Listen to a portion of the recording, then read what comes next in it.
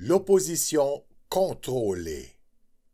C'est George Orwell qui propose ce concept dans son roman 1984.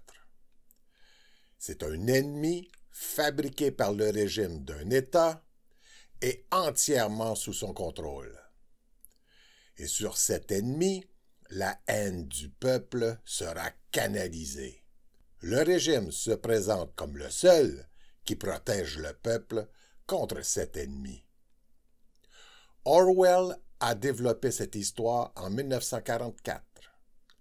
Et donc, le faux ennemi est toujours représenté comme un autre pays, un ennemi extérieur.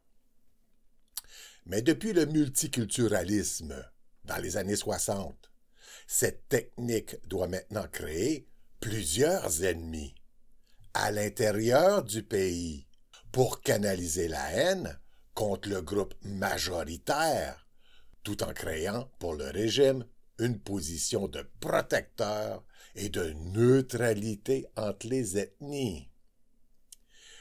Ce sont les fameuses chartes de neutralité, là. Dans 1984, cette technique du régime est si bien exécutée qu'il réussit à manipuler parfaitement la population. Mais on voit aujourd'hui que dans un pays multiculturel, la technique a du plomb dans l'aile. Ça devient très compliqué. Les erreurs sont fréquentes. C'est ce qu'on a pu voir dernièrement avec l'affaire du canular de l'agression contre le hijab d'une jeune fille de 11 ans dans une banlieue de Toronto. Pas moins de 4 groupes ennemis, fabriqués par le régime, ont été utilisés pour tenter de réparer les dégâts. Et pour vous donner un bon portrait de ces 4 groupes, je vais utiliser l'excellente vidéo de Stupid, qui porte sur le canular lui-même, sur les manifestations chinoises qui ont suivi et sur sa critique de la couverture qu'en ont fait les médias. Sa vidéo s'intitule « Manifestation des Chinois à Ottawa », ce qui est vraiment arrivé. Vidéo. Donc, pour vous rappeler les faits, à la mi-janvier, il y a une fille de 11 ans qui a dit qu'un Asiatique avait coupé son hijab avec des ciseaux. C'est faux. Le 12 janvier 2018, à 9 h le matin, la jeune fille ne fait aucune allusion à un Asiatique. Elle dit « un homme ». Vidéo. Et là, Justin Trudeau a sauté immédiatement aux barricades avec les caméras pour condamner ce geste haineux envers la communauté musulmane. C'est encore faux. C'est Kathleen Wynne, autour de 11 h, qui est la première à condamner cette supposée agression à Scarborough, sans parler d'un Asiatique. Ensuite, à midi, c'est la ministre libérale chinoise de Scarborough, Su Wong, qui répète à peu près la même chose que Wynne. C'est seulement à 13h42 que la police publie un avis de recherche d'un Asiatique. À 15h, Justin Trudeau condamne aussi l'attaque, mais sans faire allusion à un Asiatique. C'est seulement 2 jours plus tard, le lundi 15 janvier, que la police déclare que la jeune fille a tout inventé. Donc, Stupid prétend que la fille a déclaré qu'un Asiatique a coupé son hijab et qu'ensuite Trudeau a condamné ce geste. C'est une fausse information. Vidéo. Et finalement, ça s'est avéré un canular, donc ce n'est pas vrai. Et la communauté chinoise qui dit jamais un mot d'habitude, là, c'était la goutte qui fait déborder le vase. Parce que Justin Trudeau ne s'est pas excusé à la communauté chinoise canadienne. Faux encore. Stupid ne parle plus d'asiatique. Il parle maintenant de chinois. Le mot chinois n'a jamais été évoqué par les personnes concernées. À croire Stupid, seuls les Chinois sont des Asiatiques. Faut donc oublier les Thaïlandais, les Philippins, les Vietnamiens, les Coréens puis les Japonais. Hey, l'école de cette jeune fille musulmane est dans le quartier de Scarborough, quartier de la ministre chinoise Su Wong, qui a dit la même chose que Wine et Trudeau. 68% des élèves de l'école de la jeune musulmane parlent une langue étrangère à la maison. 60% des résidents de Scarborough sont nés à l'étranger. Les Asiatiques y sont 40%, et donc la plus importante ethnie. Mais ils ne sont pas tous chinois. Les musulmans sont seulement 10%. Donc, cette jeune fille, à laquelle la police a demandé d'identifier ethniquement son supposé agresseur, a logiquement choisi l'ethnie majoritaire. Pourquoi? Parce que si elle avait dit un noir ou un blanc, la police n'aurait pas eu beaucoup de personnes à vérifier les allées et venues. Elle a choisi le plus gros groupe. Alors pourquoi Stupid nous parle de manifestation de la communauté chinoise? La ministre chinoise Su Wong de Scarborough ne fait-elle pas partie de la communauté chinoise? Ce sont en effet seulement des Chinois qui font cette manifestation, pas les Asiatiques, ni l'ensemble de la communauté chinoise. Ce groupe fut créé par l'organisation Rise Canada, qui est sous les ordres et financée par les organisations juives au Canada et aux USA, qui sont au sein des partis de droite. Voici le directeur de Rise Canada, un immigrant indien qui fait son rapport d'activité au B'nai B'rith de Toronto. Tu sais, le B'nai B'rith auquel obéit Jean-François Lisée. Les Juifs donnent à cet Indien leurs propositions et leurs conseils pour les prochaines activités anti-islam. Et quels groupes immigrants seront mobilisés pour le faire? Ici, nous avons des Juifs dans les partis de droite, plus précisément au Parti conservateur du Canada, qui doivent donc afficher une double façade, c'est-à-dire une façade immigrant sémite et une autre façade blanc canadien. Leur façade immigrant sémite agit comme carte joker pour les exclure d'être accusés d'islamophobie eux aussi. Ils se prétendent sémites, comme les Arabes et les Palestiniens, mais sont des Caucasiens bien blancs européens. Les péchés d'antisémitisme et d'islamophobie ne doivent être commis que par des blancs non juifs. Les Juifs peuvent donc ainsi fréquenter les groupes de droite sans craindre d'être traités de racistes.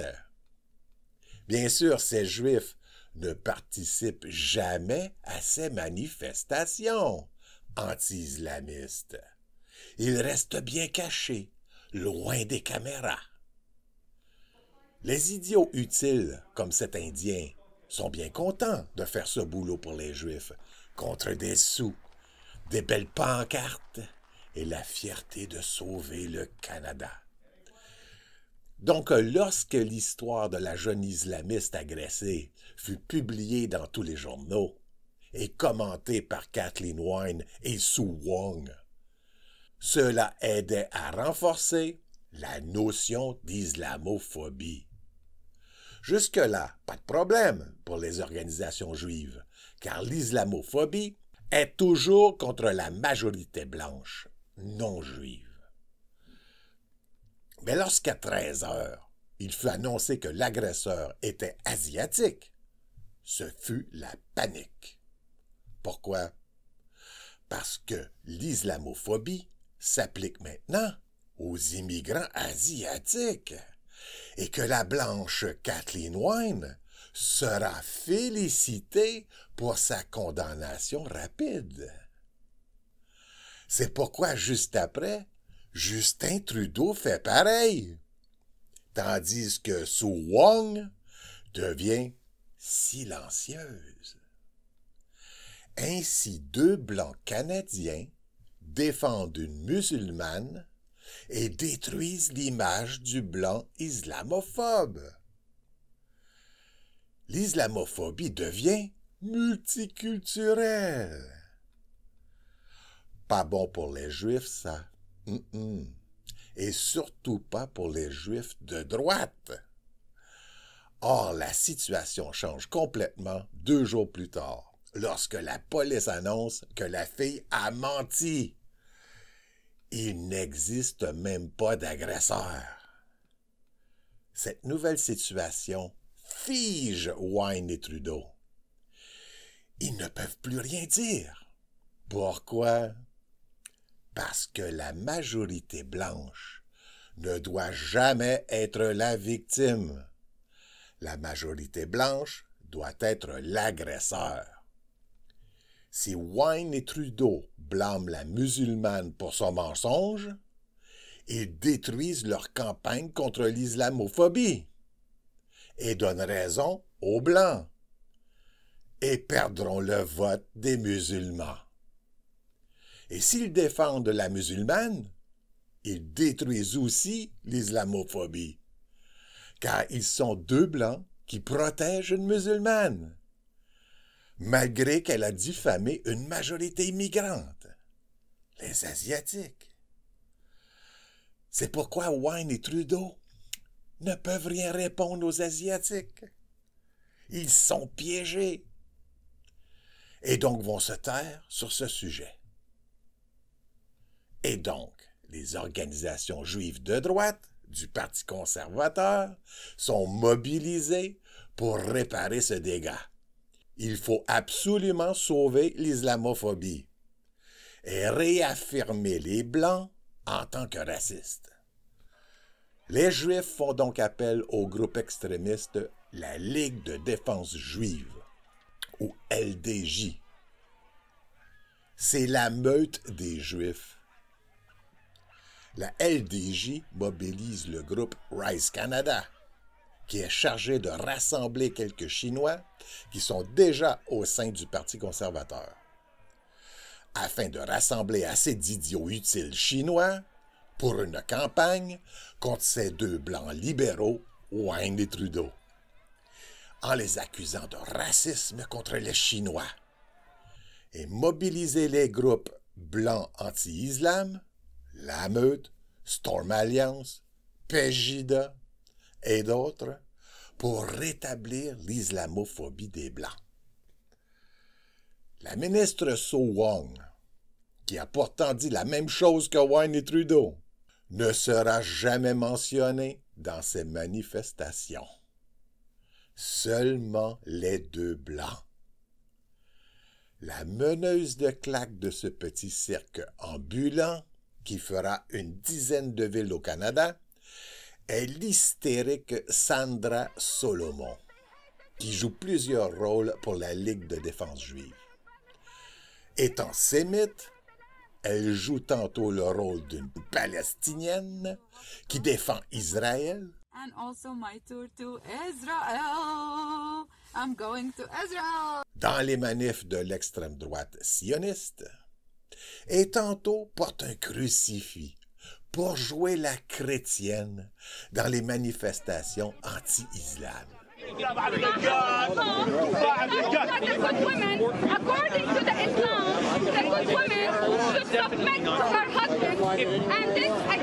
L'islamophobie ne doit jamais être juive.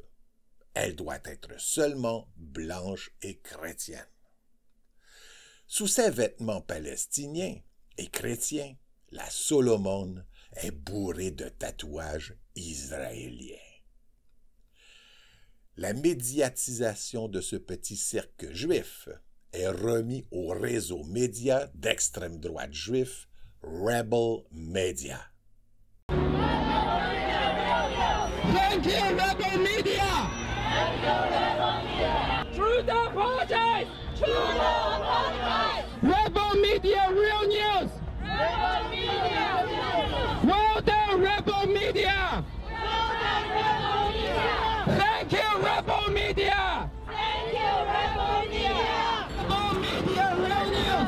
Rebel Media Real News! Well done, Rebel Media! Well done, Rebel Media! Well done, Rebel Media! Well done, Rebel Media! Le directeur éditorial de Rebel Media est Hamish Marshall, qui est aussi directeur de la campagne électorale pour 2019 du chef du Parti conservateur du Canada, Andrew Scheer. Le fondateur de Rebel Media est son hôte principal, le juif Ezra Levant, qui offre des voyages de groupe en Israël aux Blancs canadiens pour y être bien endoctrinés. Bien qu'Ezra Levant soit l'hôte principal de ce média, il délaisse tous les sujets sensibles et risqués à son blanc de service, l'Écossais Gavin McInnes. C'est le blanc Gavin qui est bien sûr envoyé sur la colline à Ottawa pour faire le reportage de la manifestation des groupes islamophobes, blancs et des Chinois conservateurs. As you can see, folks, this is the Antifa protest. A lot of people here are carrying signs that say solidarity against hate. I'm just curious who the hateful ones are. Maybe we can find out. Hey guys, what brings you out to this protest? We noticed some signs that says solidarity against hate. Hatred to whom? I don't talk to Rebel Media. You don't? Okay then. How about yourself, man? No, never. So the Chinese community are upset about a hijab hoax, and that's hatred? No. Okay, sorry. Who are you, sir? That's okay. Sir, why don't you remove your burqa and show your face? I'm just telling. Oh, you're the Rebel Media. The Rebel Media's here. Oh, you're gonna get violent now on me? The Rebel Media. I should have known by the hair. Yeah. I should have known by the hair. Well, you know, sir, I'd like to see your hair, but you're covered in some kind of a mask or niqab, so I can't see it. So I'm sure you have lovely hair too. So, anyways, folks, this is the Antifa response when you ask them what they're protesting about. Don't touch me. Huh? Who's touching who? How about yourself, sir? What brings you here? Cette manifestation étant légitime pour les Chinois, car diffamée par la musulmane, c'est donc les Blancs de la Meute et Storm Alliance, qui n'ont aucune raison d'être là, qui répondent à la place de Wynne et Trudeau, et sauvent ainsi l'islamophobie. La Ligue de défense juive étant bien sûr absente. Vidéo. Et finalement, ça s'est avéré un canular, donc ce n'est pas vrai. Et la communauté chinoise qui dit jamais un mot d'habitude, là, c'était la goutte qui fait déborder le vase, parce que Justin Trudeau ne s'est pas excusé à la communauté chinoise canadienne. En effet, Pourquoi c'est seulement quelques Chinois qui manifestent et pas l'ensemble des Asiatiques? Et pourquoi ils ne pointent que Trudeau et pas la chinoise Su Wong? Elle est pourtant libérale, elle aussi. Mais elle est pas blanche. Vidéo. Donc, eux, ils ont organisé, en fait, hier, c'était la 10e manifestation dans plus de 7 villes canadiennes. En fait, 7 villes canadiennes, pas plus. Tu commences à te trouver toi-même pas mal mêlant, stupide. Ils n'ont rien organisé eux-mêmes. Vidéo. Et ce qu'ils demandent à Justin Trudeau, c'est de s'excuser. Donc, pourquoi pas Su Wong? Vidéo. Donc, hier, la manifestation avait lieu à Ottawa, sur la colline parlementaire, devant le Parlement. Évidemment, Justin Trudeau n'est pas là, mais quand même, c'est symbolique. Et donc, c'est ça, moi, j'étais là, et je vais vous raconter là, un petit peu comment ça s'est passé. Tu étais là? Pourquoi tu dois tout nous raconter alors? Tu n'as pas tout filmé? Tu as oublié ta caméra? C'est pas mal curieux pour un YouTuber. Vidéo. Donc, on s'est réunis vers environ midi, près de la Cour suprême. C'est là où on se réunissait.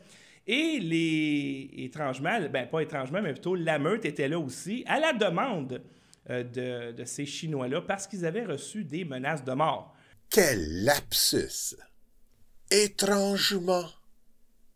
En effet, c'est très étrange que des Chinois anglophones de Scarborough, après avoir manifesté sans menace dans 7 villes partout au Canada, reçoivent des menaces à Ottawa. On appelle qui lorsqu'on reçoit des menaces à Ottawa? Ben, on appelle la meute au Québec, voyons. Tout le monde sait ça. Leur numéro est dans le bottin, dans la section Service Sécurité. Tout le monde au Canada sait ça. Surtout les Chinois à Toronto. Vidéo.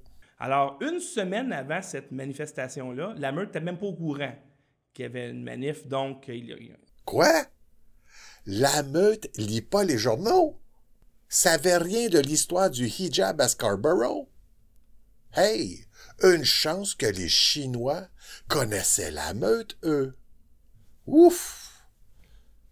Vidéo. C'est les Chinois qui ont dit, écoutez, vous avez de l'expérience, vous, dans les manifestations, vous avez une équipe de sécurité, est-ce que vous pouvez nous aider?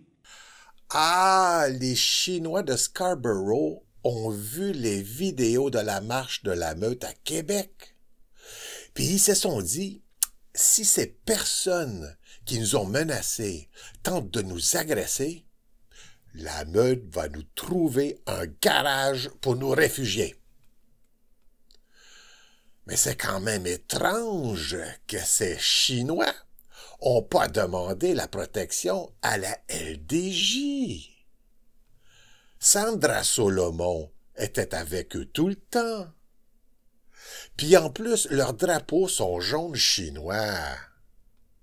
Ils préféraient les pattes blanches de la meute, bien sûr. Vidéo. Donc, il y a environ 250 personnes de la meute quand même qui sont venues à Ottawa. Ils venaient de toutes les régions du Québec. Il y avait à peu près une quinzaine de Storm Alliance qui étaient là, dont Dave Craig. 265 gaillards, bien entraînés, dans la force de l'âge. Les antifas n'ont qu'à bien se tenir. Une armée.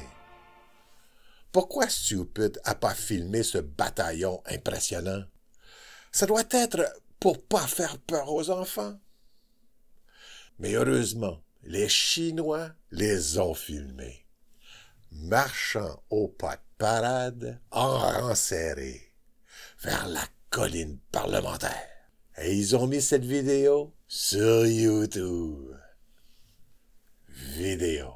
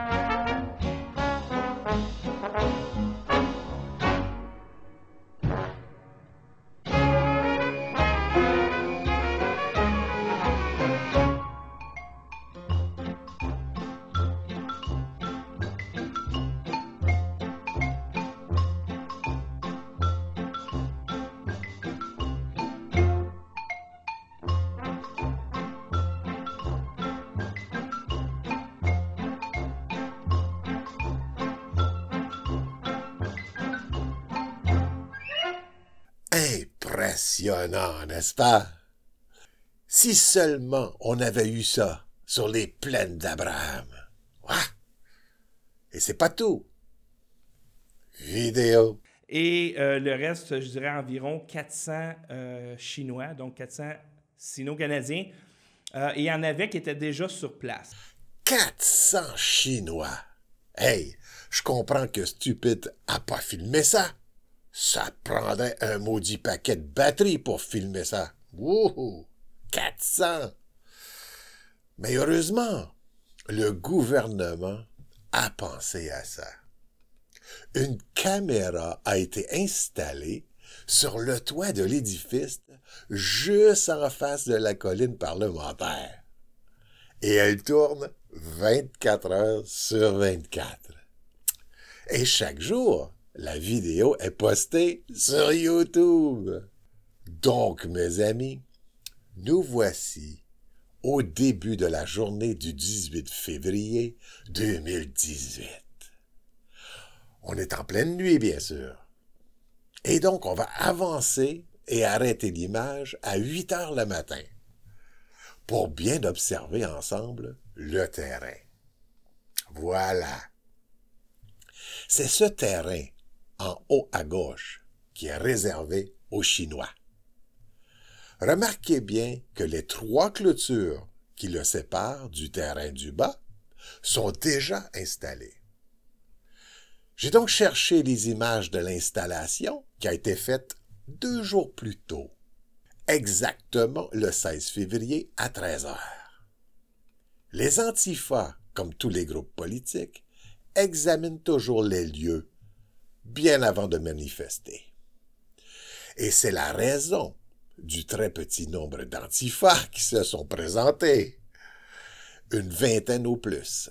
Juste assez pour permettre à la meute et Storm Alliance de prendre des images de l'autre opposition contrôlée. Les Antifas leur feraient pas le coup de cochon de ne pas se présenter quand même. Retournons au 18 janvier à 9 heures. On voit arriver des visiteurs pour l'installation de l'exposition pour le 150e. Vers 11 heures, 2 véhicules arrivent et déposent 4 policiers, qui s'installent pour bien observer le terrain. On ne voit aucun policier ailleurs.